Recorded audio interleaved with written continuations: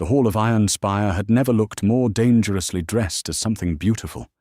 Every chandelier burned at full capacity. Hundreds of ivory candles threw gold across marble floors, so polished they reflected the gowns of noble women like still water reflects the sky. Crimson and silver banners hung from carved stone arches, each one bearing the crest of the most powerful wolf packs in the kingdom of Valdenmoor. This was the sacred binding ceremony, held once every 7 years, when the full moon sat directly above Ironspire's open-ceiling hall, and the goddess herself was said to lean close enough to breathe fate into being. Every alpha, every heir, every bloodline of consequence stood beneath one roof tonight. Velmira stood at the far edge of the hall. No title, no escort. Her gown was deep blue, simple, clean, chosen carefully 3 mornings ago from the modest selection her border pack circumstances allowed. She had told herself it didn't matter. Standing here now, watching women in commissioned silk move through the room like they had been built for it, she understood again that it did. Her hands were clasped in front of her. Still, deliberate. She had one plan tonight: be invisible until it was over. Then the moon found her. A pull, deep, sudden, cellular, shot through her sternum without warning. Not pain. Something older than pain. Her wolf rose without permission, pressing forward, certain. Across the hall, Alpha King Lucien Ashvale had stopped moving. His wine glass hung unclaimed in the air. His eyes swept the crowd, searching, narrowing, until they found her in the corner. The entire hall felt it. 200 wolves. One collective inhale, the bond. Velmira's breath stopped. Lucien crossed the hall. The crowd parted. The silence that followed him was absolute. He stopped in front of her. For one suspended moment, she let herself believe it, that the moon had finally seen her. Then his eyes moved, slowly, deliberately, over her simple gown, the absence of jewels, the corner she had been standing in, and something in his expression closed. Lucien's jaw set. Whatever had lived in his eyes for those first few seconds, the flicker of recognition, the thing that might have been wonder, withdrew like a light switched off. His voice, when it came, was not low. It was not private. It carried the deliberate projection of a man who understood exactly how many people were listening and had chosen his volume accordingly. You are from the Grey Vale border pack. Not a question, a classification. Velmira's throat tightened. Yes. A territory that controls no significant land, no alliance of consequence, no alpha lineage worth naming. Each word arrived clean and precise, like something measured before being cut. The hall had gone completely still. Even the string quartet near the far archway had stopped. 3 musicians frozen mid-note, bows suspended. Velmira didn't move. She could not have said afterward whether this was courage or simply the body's response to shock, the way a person stands perfectly still in the first seconds after an impact, before the full weight of it arrives. Lucien continued. A king cannot build a reign on a bond forged with a woman who would weaken his court. His gaze moved briefly across the assembled hall, a sweep that included every alpha, every elder, every family of consequence in Valdenmoor.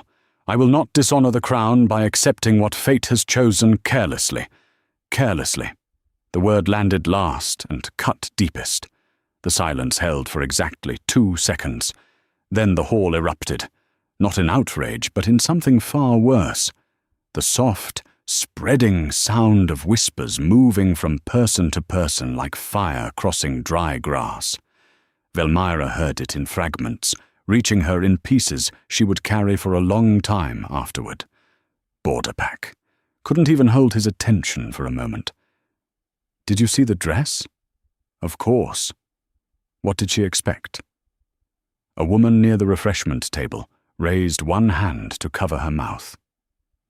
Her eyes were bright, not with shock, but with the specific pleasure of watching someone else's humiliation confirm something she had always privately believed. Across the hall, Velmira caught a glimpse of her father. He had gone completely still. His face was the face of a man watching something happen that he had no power to stop, and the helplessness in it, the naked, raw helplessness, was worse than anything Lucien had said. Lucien held her gaze for one final second, a second that felt like a verdict being filed. Then he turned away. He walked back across the marble floor. The crowd absorbed him. The string quartet, after a pause that lasted perhaps 4 measures too long, began to play again. Conversation resumed. Wine glasses were refilled. The hall returned to its business with the smooth indifference of a machine that had briefly noted an irregularity and then corrected for it. Velmira stood where he had left her. The bond, the pull that had been so warm and alive only moments ago, had gone wrong. Not severed.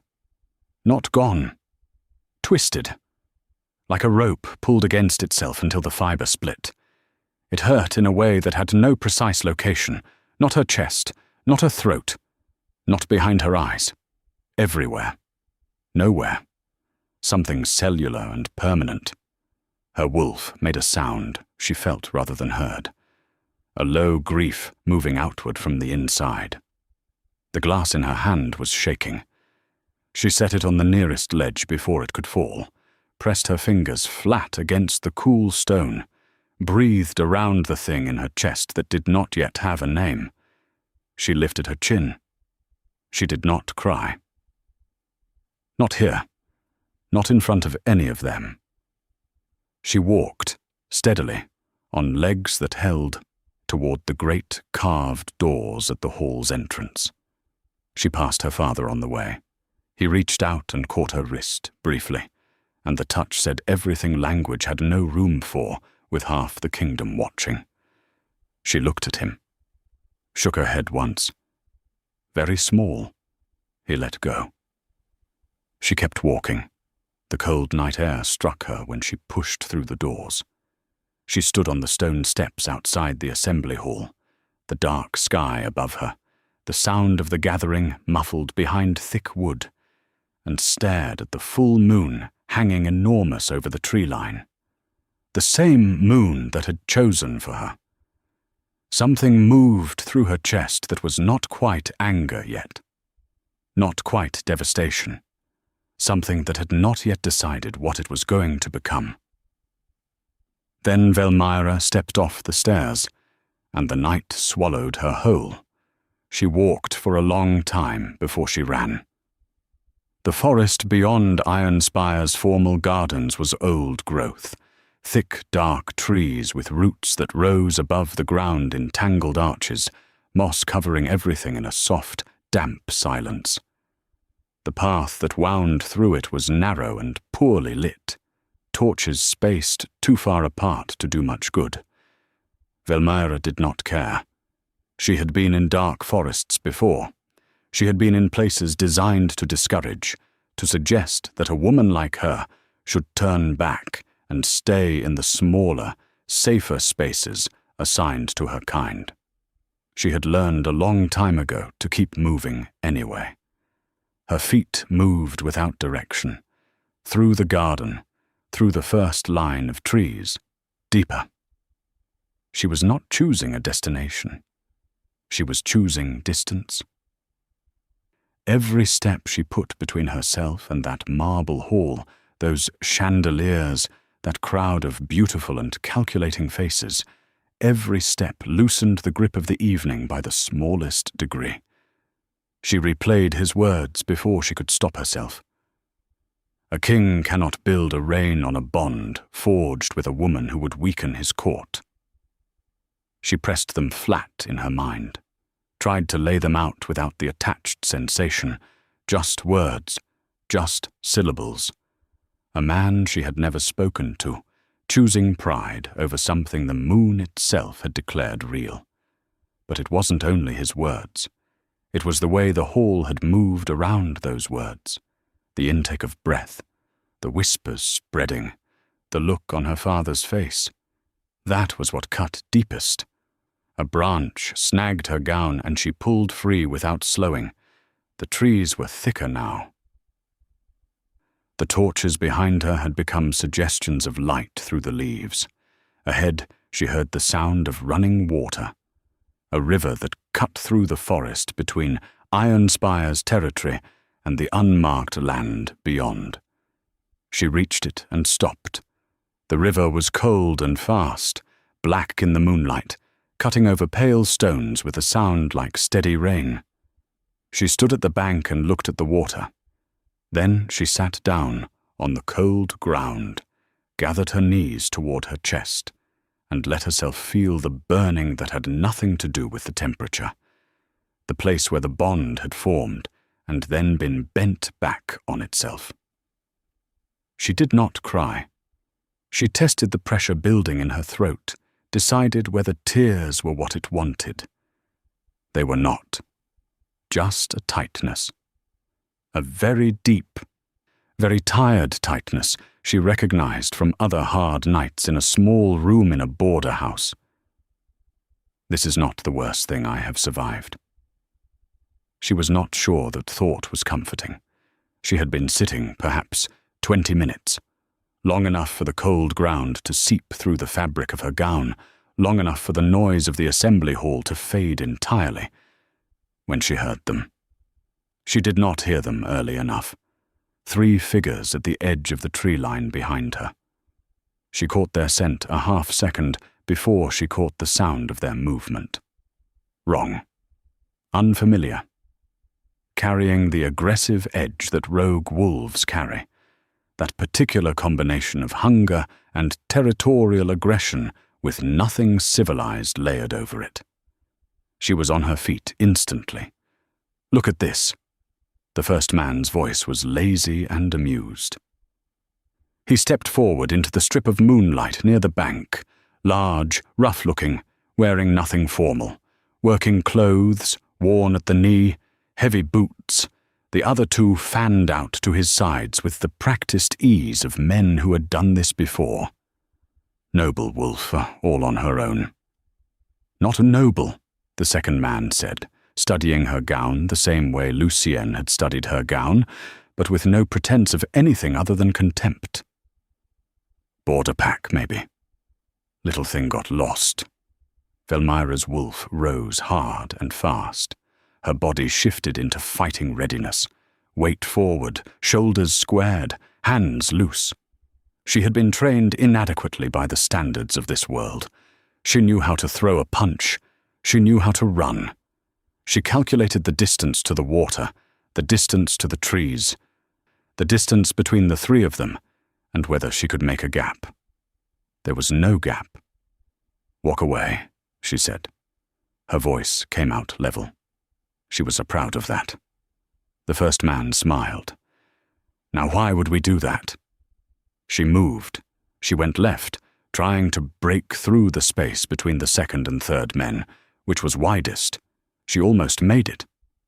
The third man caught her arm and she spun, used his momentum, landed an elbow hard against his jaw. He went back. She ran 2 strides. The first man caught her from behind. What followed was not a fight. It was too one-sided for that word. She scratched and kicked and refused to stop moving, refused to make it cost them nothing. But they were 3 large wolves, and she was one exhausted woman at the end of the worst night of her life, and the outcome was written before it started. She ended up on the ground near the river's edge. She lay on her back, staring up at the black sky, feeling the cold mud of the bank soaking into her gown, tasting copper at the corner of her mouth. Her ribs screamed. Her left arm was going to bruise from wrist to elbow. Her head rang from where it had struck the root of a tree. The men had gone. She wasn't certain when. The ringing in her ears had made time unreliable. The moon looked down at her. The same enormous full moon that had presided over her humiliation 2 hours ago. She stared at it. This is not how I imagined my life. Then she thought, no one imagines it this way. She tried to get up, made it to her hands and knees, paused. The world tilted badly. She pressed one palm flat against the cold ground and breathed with great deliberateness until the tilting slowed. Then she heard footsteps, heavy, even, unhurried. Not the sound of someone running toward panic. The sound of someone moving with purpose through familiar dark. The scent arrived at the same moment. Not the aggressive wrongness of the rogue wolves. Not the sharp political perfume of the assembly hall. Something older. Colder. Power. But restrained power. The kind that does not announce itself because it has never needed to. She got her head up, just as he stepped into the strip of moonlight near the bank. She did not know his face, but she knew his name, the way everyone in Valdenmoor knew it. Spoken carefully, in certain company, with a particular quality of wariness that powerful men reserved for the one person they could not entirely predict. Aldric Vorne, Alpha King of Noctherin, Lucien Ashvael's greatest rival. His eyes found her immediately. Something moved across his face. Not pity, she would have recognized pity and resented it, but something controlled and sharp, directed not at her, but at what had been done to her. He crossed to her in 4 long strides and crouched down, bringing himself to her level. "Can you stand?" Velmira looked at him. "I was about to," she said. Something that was not quite a smile crossed his face. "Then try," he said. "I'll be right here." She tried again. Her legs held this time, though not steadily. She swayed. His hand came to her arm, light, supporting without gripping, and she steadied.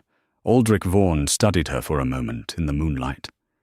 This woman from a pack he had no reason to know, standing wet and bloodied at the edge of a dark river in the middle of the night, wearing the ruined remains of a ceremonial gown.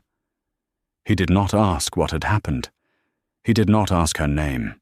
He did not ask any of the things that would have required her to explain herself, to justify her presence here, to make herself legible to his world before he decided whether she was worth his attention.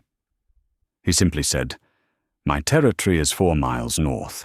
There are healers there. Will you come?" Velmira looked at his face in the moonlight.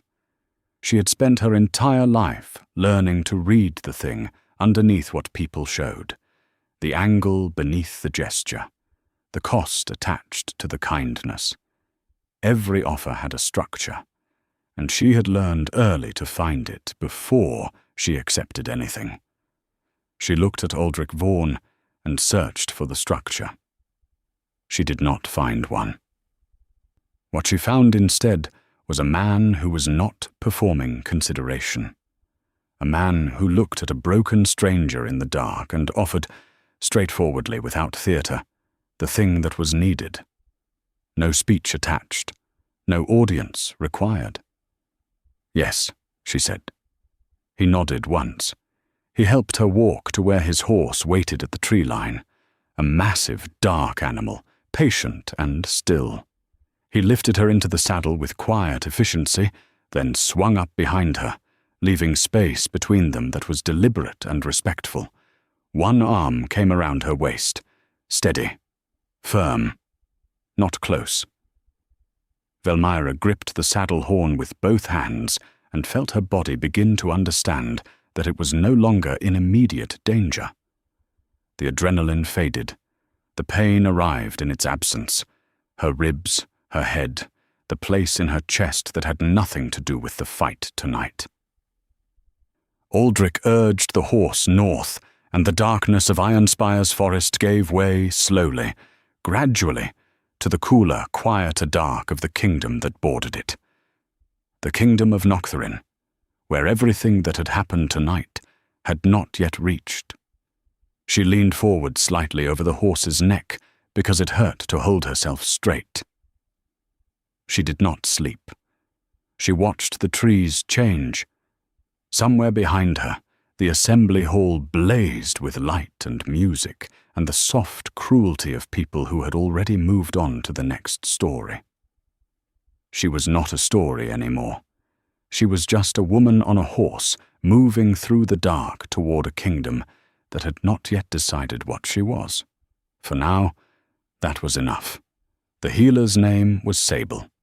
She was perhaps 55, with close-cropped silver hair and the particular brisk efficiency of a woman who had been dealing with injured people for decades and had long since made peace with the fact that most of them would rather pretend they were fine. She unwrapped the sleeve of Velmira's torn gown, assessed the bruises with practiced hands, and made a sound that was somewhere between sympathy and disapproval, directed not at Velmira, but at whoever had done the damage. "Ribs?" she asked. "2, maybe 3. Left side."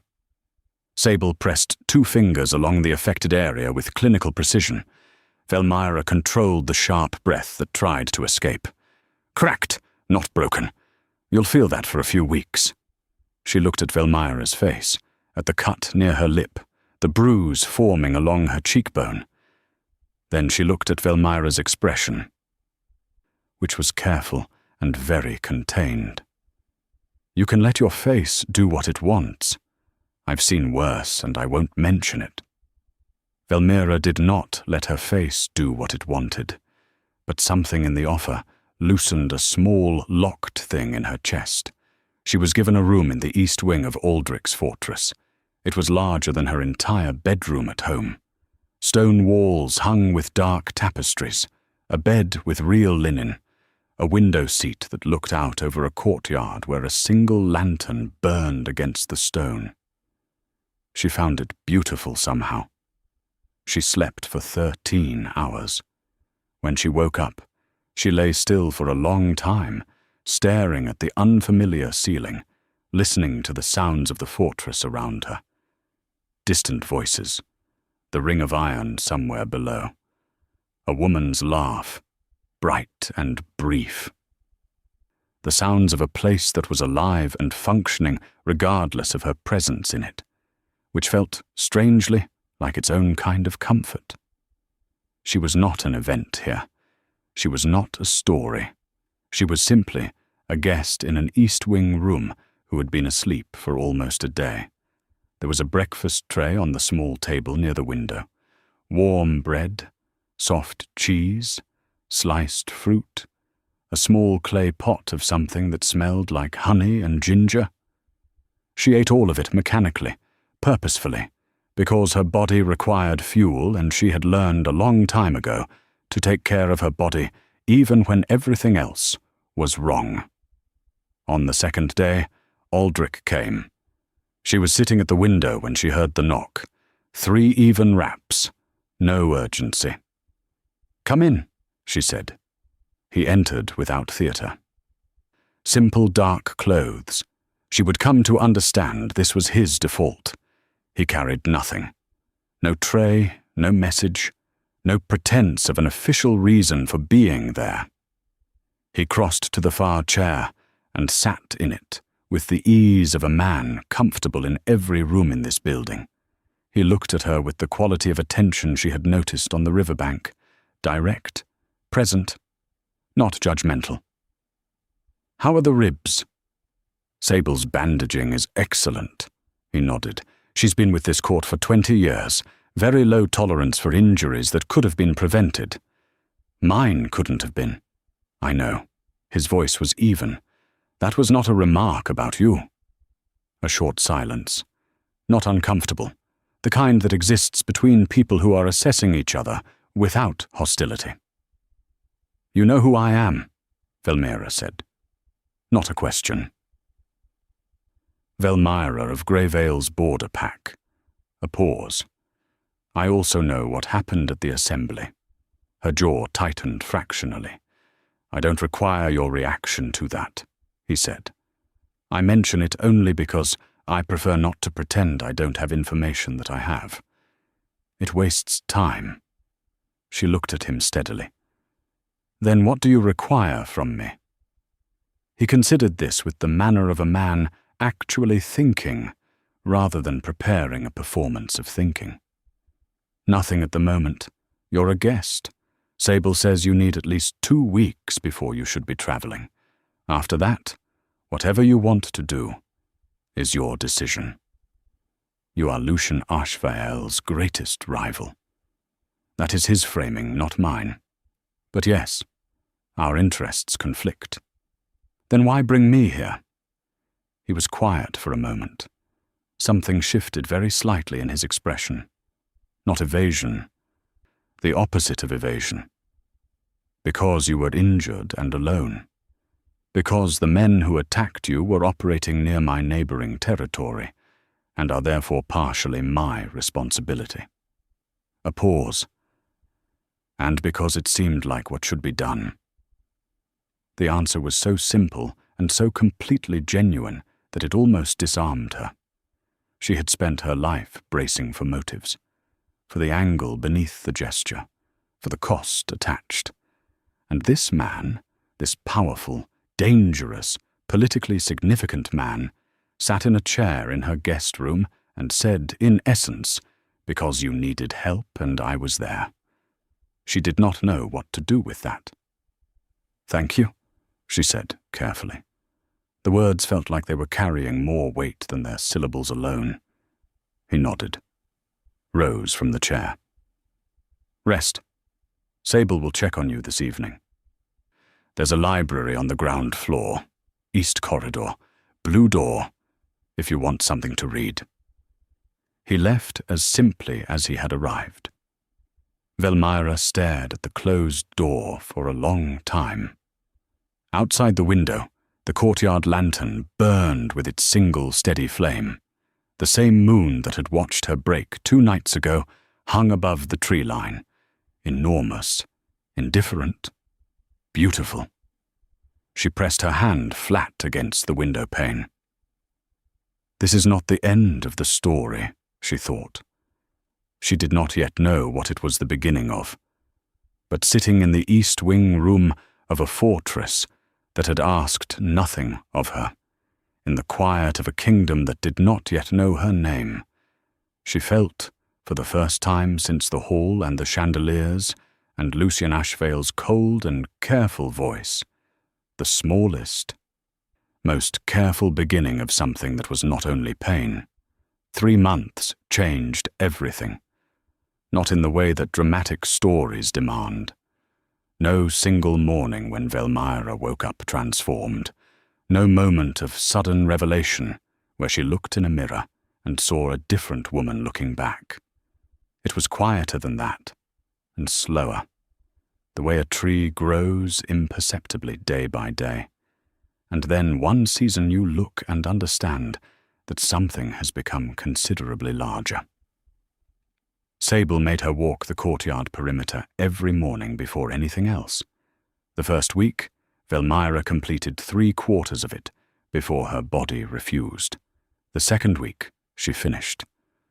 By the end of the first month, she walked it twice and arrived at the training ground, slightly winded but stable, her ribs no longer screaming at every sharp breath. The training ground was stone-paved, open to the sky, with wooden practice posts at one end and a rack of weapons at the other.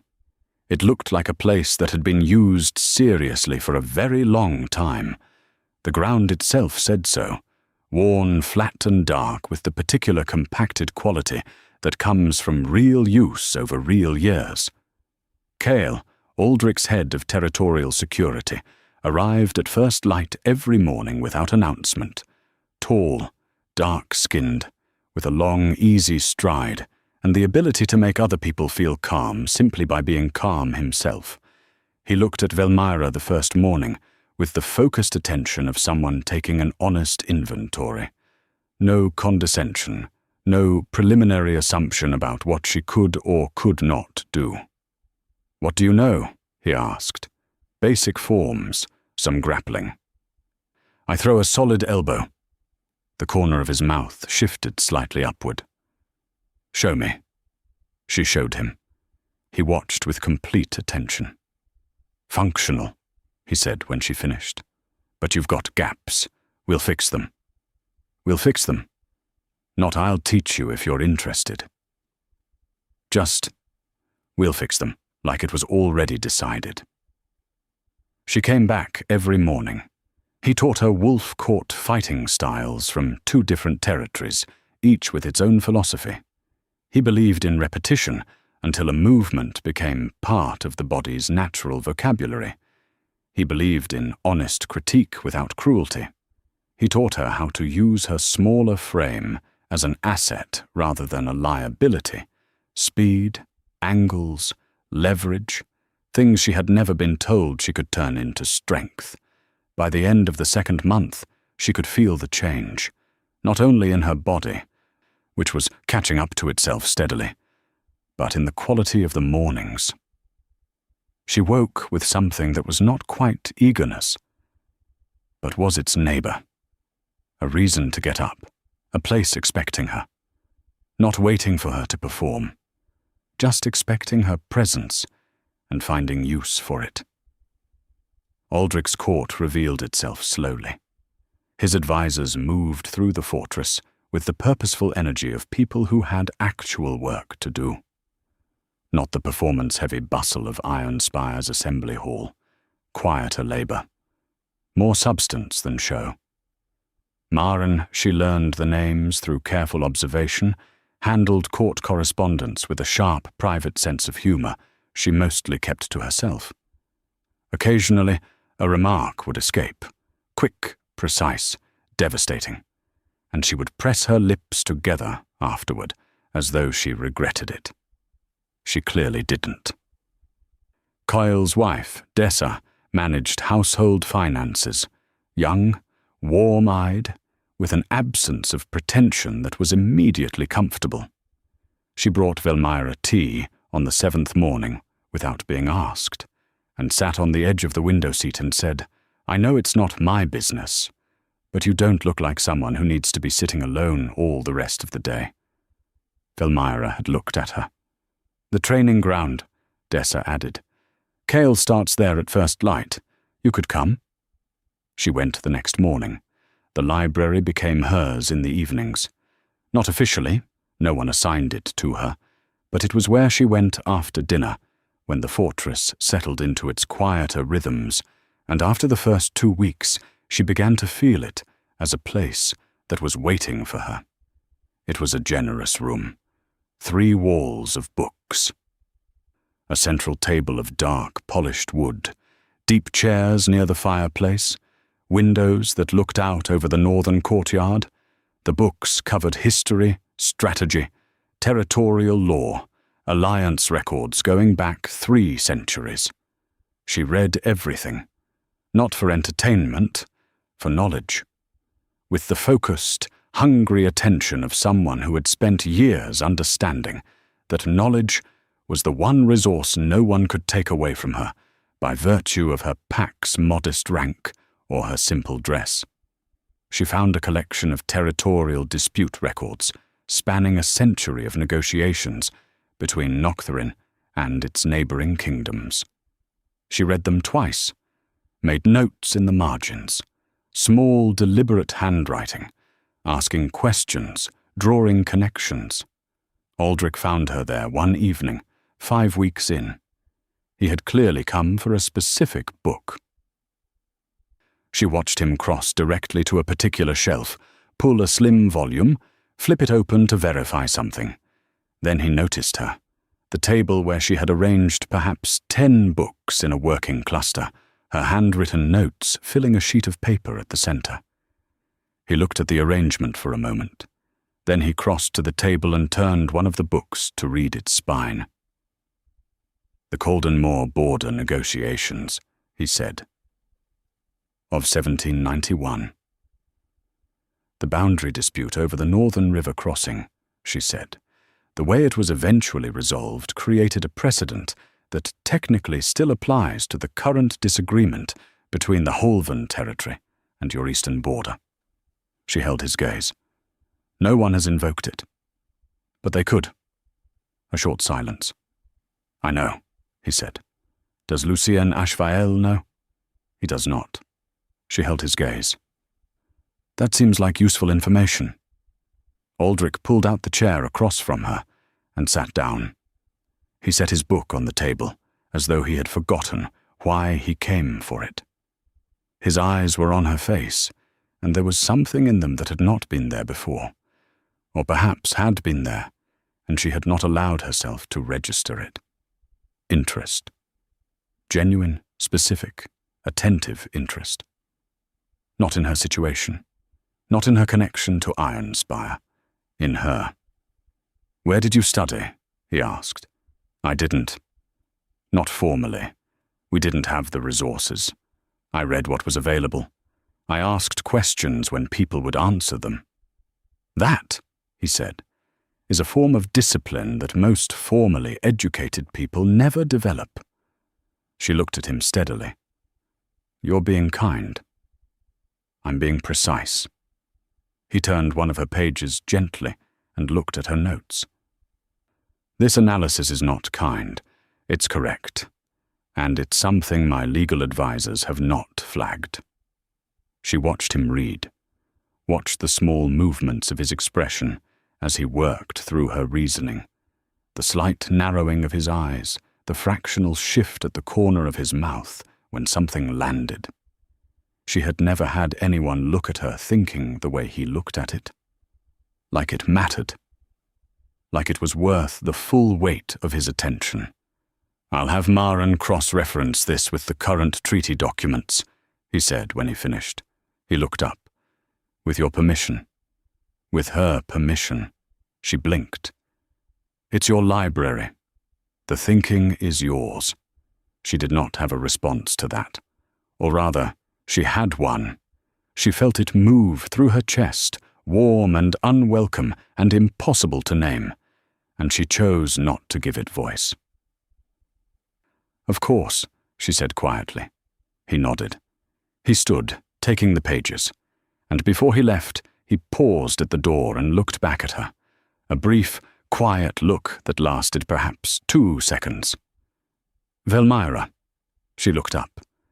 You should know, he said, with the directness that was simply part of him, that what happened at the assembly was not a reflection of your value. A pause. It was a reflection of his. He left. She sat in the library for a long time after, the fire burning down to its glowing base, and for the first time since that marble hall and those chandeliers and the sound of whispers spreading through a crowd, she let herself feel something that was not only pain. Her dresses changed. Practically speaking, the blue gown from the assembly had been cleaned and folded and placed at the bottom of the wardrobe. Aldric's household had extended a modest wardrobe allowance without announcement. She found it referenced in a note from Maren, plainly administrative. She had gone to the market in the town below the fortress with Dessa, and come back with simple things that were better made than anything she had owned before. Deep green wool, a dark blue silk for formal evenings, a storm grey tunic for working days. She stood differently in them. She caught herself one morning in the small looking glass of her room, in the dark blue silk, and she had been about to look away. The habitual reflex. Look away before you see something disappointing. She stopped herself. She made herself look.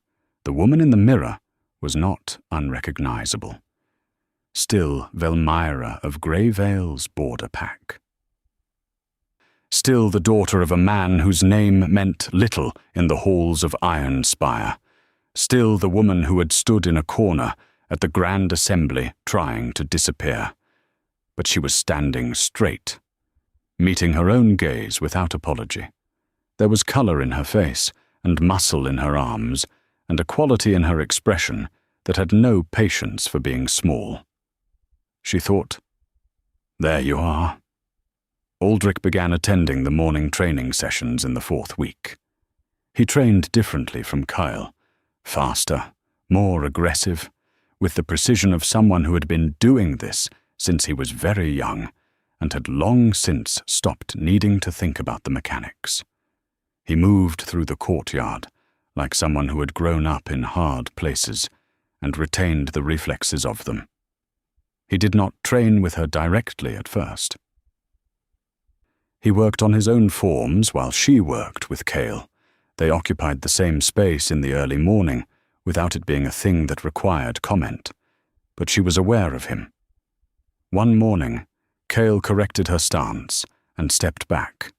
She worked through the corrected form, and she felt, without looking directly, that Aldric had paused his own practice and was watching. She did not look at him, but she felt his attention like the warmth of a fire from across a cold room. He joined them on the 6th morning without announcement. He looked at Kale with a brief nod. Kale stepped back, wisely looked at the far wall. "Your left side is exposed when you extend," Aldric said. "I know." "Then why is it still exposed?" She met his eyes. "Because correcting it shortens my reach on the left, which reduces my strike range, which means I need to compensate from a different angle, and I haven't worked out the compensation yet." He was quiet for a moment. "Show me what you're trying." She showed him. He watched. Then he moved, not to correct her from a distance, but to stand beside her and place one hand at the back of her left shoulder and one at her hip, repositioning her frame by perhaps 2 inches. His hands were precise and impersonal, but her pulse registered the contact before her brain could categorize it. "From this position," he said, his voice close, "you get both the coverage and the range. Your weight sits differently. Try it." She tried it. It worked. She went through the form 3 times, and the 3rd time she felt it.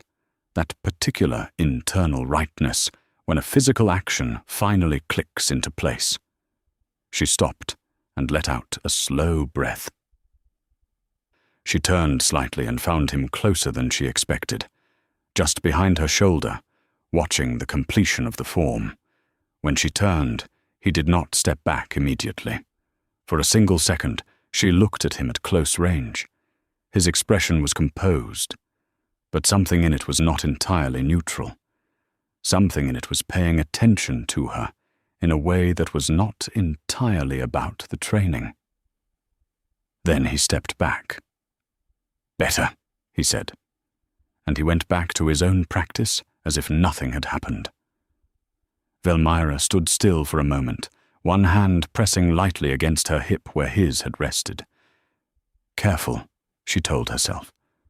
But careful, she was beginning to understand, did not mean never. The invitation arrived on a grey morning. Velmira was in the training courtyard when Dessa came to find her, not running, because Dessa was too composed for running, but moving with the brisk efficiency that signaled something significant. The envelope she carried bore a wax seal Velmira recognized immediately. The crest of Ironspire, the crest of Alpha King Lucien Ashvael. She took it, did not open it immediately, held it with both hands in the training courtyard in her practice clothes, and looked at the seal, the familiar sharp lines of it, the weight of everything it represented. Her pulse was steadier than she would have predicted 3 months ago. She broke the wax and read. The Grand Moon Assembly, the annual gathering at Ironspire's Great Hall, the same marble floors, the same chandeliers. Lucien Ashvael cordially invited the court of Nocthrin to attend, and with it the formal introduction of his chosen Luna. His chosen Luna. He had not found his fated mate in anyone else. He had simply selected one the traditional way. She had heard through the quiet channels of court information that reached even Noctherin that he had chosen Ceravine Hallcroft. Noble bloodline, polished presentation, everything that a palace required on the outside, everything that Velmira, in his estimation, had not been. She folded the letter back along its original crease. Aldric appeared in the courtyard entrance. He had seen Dessa go, or been told, because his expression when he looked at her was quiet and waiting. She held out the letter. He read it. His expression did not change significantly, but there was a slight hardening around his eyes. He handed it back. "We don't need to go," he said. She shook her head once, firmly. He looked at her. "I want to go," she said. "Not for him. Not to make anything happen. But I am not going to spend the rest of my life avoiding that hall because he humiliated me in it." Aldric held her gaze. She could see him turning this over. The strategic implications, the personal weight of standing in Lucien Ashvale's hall with Velmira beside him, which she was quite certain would be significant. "You understand what our arriving together will mean?" "I do." "And you want to go anyway?" "I want to walk into that room standing straight and wearing something beautiful and not be invisible." Her voice was steady. "I want the people who whispered to see that I am still here. I want my father, if he is there, to see his daughter standing without apology." She paused. "And yes, I want Lucien Ashvale to see exactly what he chose to throw away." A long quiet. Then Aldric said simply, "All right." The gown Noctherin's court tailor produced, after 10 days of deliberate, unhurried work, was the most extraordinary thing Velmira had ever held in her hands. Deep emerald silk, structured through the bodice, falling in clean lines to the floor with the kind of weight that moved beautifully. No excess embellishment. A single thin line of gold thread at the collar and cuffs. Elegant in the way genuinely beautiful things are elegant, through restraint, not addition. She put it on the evening before they departed. Dessa helped with the fastenings, then stepped back. The mirror in the room was large. Velmira stood before it and looked at herself for a long, still moment. She did not recognize the uncertainty that used to live in her face when she looked in mirrors. It was not there. What was there instead was something direct and unashamed. A woman who had survived the worst public humiliation of her life, who had rebuilt herself in the quiet of a foreign kingdom, who had learned territorial strategy and combat forms and how to meet a room full of powerful people and hold her ground. She looked like someone who could not easily be dismissed. She heard the knock. Soft. Even. "Come in." Aldric entered, formally dressed for the first time since she had arrived in Noctherin. Deep charcoal, precisely fitted. No ornament except the simple crown he wore to formal occasions. Striking in the specific way that men of genuine authority are striking, not performed, not calculated, simply the natural result of who he was wearing what the occasion demanded. He stopped when he saw her. His expression went briefly. Genuinely still. Not the stillness of composure, the stillness of something received. He looked at her the way he had looked at her in the library. That unguarded moment. Except this time, he made no effort to collect himself. He said nothing for a moment. Then, "You look exactly like what you are." What is that? A woman who cannot be ignored. She felt the warmth of that settle in her chest. She looked at him, this man in his charcoal and his crown, who had pulled her from a riverbank and brought her into his home and treated her like a person of worth before she had a single credential to offer as justification, who had been patient, who had waited. "I'm not going to ask you to wait much longer," she said quietly. I need you to know that."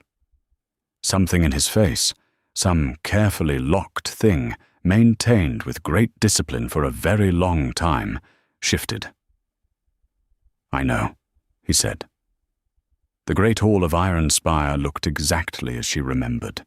The marble floors, the chandeliers blazing with hundreds of candles, the banners of every powerful pack arranged along the walls, the musicians playing something graceful and expensive, the scent of wine and perfume and the sharp undercurrent of political tension that always lived in rooms where power gathered. She had walked through those doors once before, 3 months ago, in a simple blue gown, with her hands clasped and her hope carefully hidden. She walked through them again now on Aldric Vorne's arm. The difference arrived in layers. The deep emerald of the gown, the gold thread at the collar catching the chandelier light and throwing it back, her posture, straight, open, unhurried, her eyes, which she did not drop, her hand on Aldric's arm, not clutching but resting, with the natural ease of a woman who was exactly where she intended to be. Aldric walked beside her the way he moved through every space he entered, with the quiet authority of a man who made no announcements, because his presence was announcement enough. His hand rested briefly over hers at the crook of his arm, a small, deliberate gesture that was not accidental. The room didn't stop, but it changed. Heads turned, the turning spread, the way that particular kind of attention spreads in a crowded room. One head, then another. Then a whisper passing between 2 women near the refreshments table. Then a slow tide of redirected attention moving toward the doorway. She did not look for faces. She moved. She felt, rather than saw, the specific moment when Lucien Ashvale became aware of their arrival. He was standing near the center of the room, exactly as he had been 3 months ago at the assembly. The natural gravitational center. The king in his hall, formally dressed in deep burgundy and gold. Beside him stood a woman Velmira didn't know, tall, composed, dark-haired, wearing an elaborate ivory gown. Seravine Holcroft, his chosen Luna. His attention shifted to the door. She watched it happen on his face. The recognition, the recalibration, the way his expression moved from social ease to something fractured and rapidly reassembled. His eyes moved over her, the gown, the posture, the man on her arm. And for one single unguarded moment before his control reasserted itself, she saw his face do something she had not expected. He looked stunned, not merely surprised, genuinely stunned, the expression of a man confronted with a fact that reorders his internal architecture without asking permission. Velmira held his gaze for 3 seconds. No anger, no pain, just clear, direct, unashamed presence. Then she looked away. She moved through the room well. This was the truest evidence of what 3 months had built. Not the gown, not the posture. Those were surfaces. The evidence was this. She moved through a room full of people who had witnessed her most humiliating moment, and she did not feel the weight of it. She spoke with Wesley Aldenmore, who greeted her with the warmth of someone who had heard certain things about the advisor Noctherin's Alpha King had brought from the borderlands and wanted to establish whether those things were true. She spoke with Kale and Dessa, who had traveled south with them and moved through the ball with the composed confidence of people who belonged at every table they approached. And through all of it, she was aware of Lucien watching. She did not acknowledge the watching. She did not play to it. But she was aware of it the way you are aware of a fixed point when moving through a space. Not occupying her attention. Simply registered, located, understood. He found her just after the first hour. She was standing near the tall windows overlooking Ironspire's formal gardens, the same gardens she had walked through 3 months ago at the beginning of the worst night of her life. She was alone for a moment, Dessa having stepped away. "Velmira." She turned. He was closer than she expected, looking at her with an expression she had never seen on his face before. Not the cold, evaluating certainty he had worn at the assembly. Something fractured. Something trying to reassemble itself into authority, and not quite getting there. "I didn't expect you to." He stopped, started again. "You look." She kept her voice even. "You chose to throw me away, Lucien. In front of everyone." He was quiet. Something worse than regret moved across his face, the rawness of someone confronting a mistake they cannot undo. She looked at him calmly. She could see now, clearly without the flood of the bond distorting her vision, what had been hidden from her that night. Beneath the chandeliers, beneath the ceremony, the vanity, the fear of appearance, the place inside him where pride lived larger than wisdom. She felt no pull toward him. The broken bond had been replaced by something that was simply nothing. Not hatred, not longing, nothing. The clean neutral that comes after grief fully worked through. "I was wrong," he said quietly. "What I did was wrong," she said simply. "Yes." He flinched slightly. "I hope your reign is a long one," she said. And she meant it, not generously, but without malice. He was not worth the energy of her hatred. He was simply a man who had made a catastrophic error and would live with its echo. That was enough. She looked away. It happened an hour later. Velmira stood with Aldric near the east side of the room, deep in conversation with several territorial delegates. A good conversation. She was engaged, holding ground on an argument about border alliance protocols with the easy fluency of someone who genuinely knew the material. Aldric was beside her, close. The warmth of him at her side was familiar now. The particular presence of him that she had catalogued across 4 months of mornings and evenings and late-night libraries. His hand came to the small of her back. The first time he had touched her that way, in public. Simple, quiet, declarative.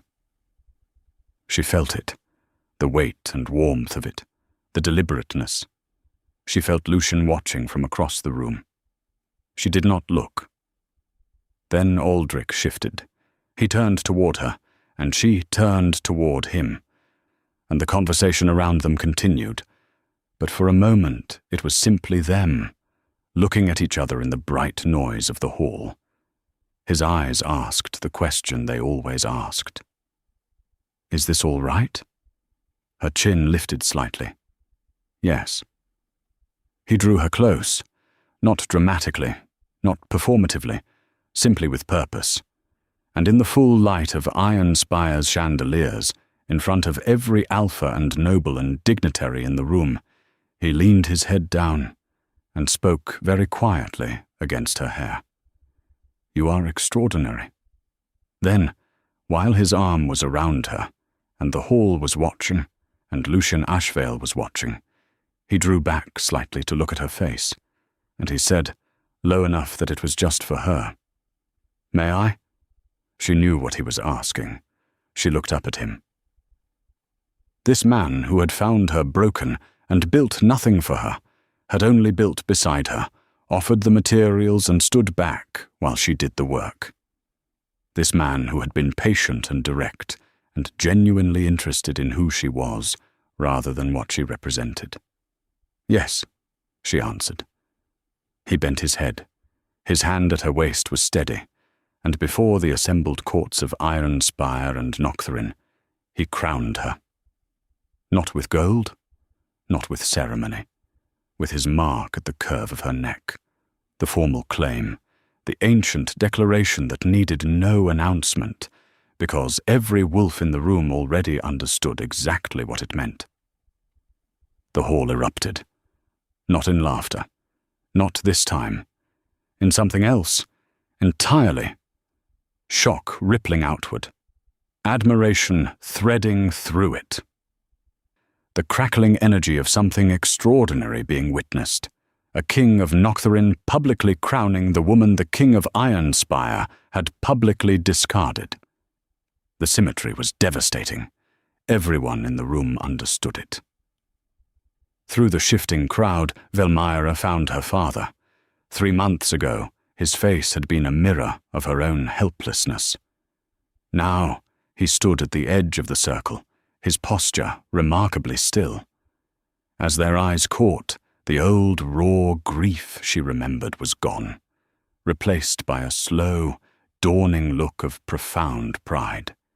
He didn't say a word, but he gave a single, deliberate nod, an acknowledgement not of the mark on her neck, but of the woman she had forced herself to become. Velmira kept her eyes open. She looked across the hall at Lucien Ashvel.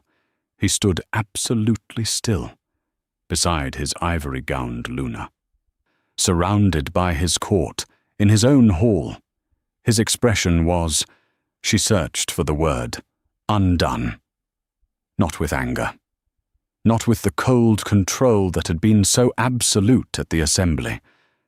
Simply a man looking at the consequence of a choice he could not unmake, understanding in real time what he had destroyed and what it had become. Velmira held his gaze for one moment. She was not performing triumph. She had nothing to perform. This was simply the end of something, the last necessary reversal of what he had set in motion 3 months ago in this very room. Then she turned away, and she did not look at him again. Outside, the moon hung full and luminous over Ironspire's towers, the same moon that had watched her break, that had watched her rebuild, that now watched her stand in a hall that had once tried to make her invisible. A queen who had been made not by fate, but by fire, and by the quiet, steady decision, made on a cold riverbank in the dark, confirmed in a library by firelight, completed in a hall full of chandeliers, to never, not once, stop standing up. Thank you for watching. If you've ever been underestimated, this one was for you. Let me know in the comments how this story makes you feel. Please hit the like button and subscribe to Amy's Stories. See you in the next one.